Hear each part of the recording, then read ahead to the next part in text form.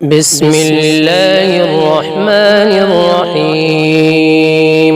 تبارك الذي نزل الفرقان على عبده ليكون للعالمين نذيرا. الذي له ملك السماوات والأرض ولم يتخذ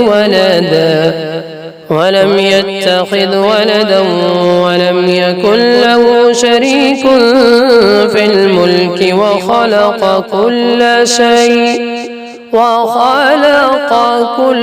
شيء فقدره تقديرا. واتخذوا من دونه آلهة لا يخلقون شيئا وهم يخلقون ولا يملكون لأنفسهم ضرا ولا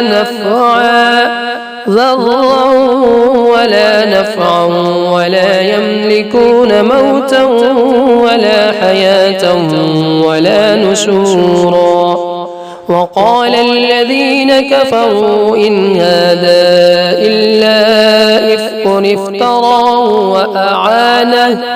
وأعانه عليه قوم آخرون فقد جاءوا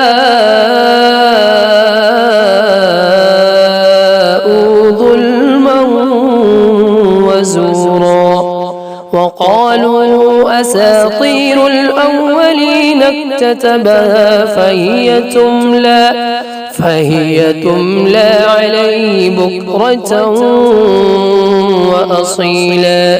قل أنزله الذي يعلم السر في السماوات والأرض إنه كان غفورا رحيما.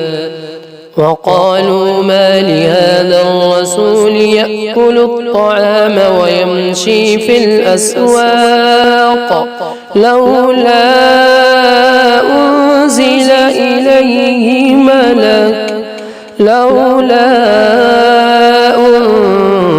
إليه ملك فيكون معه نذيرا.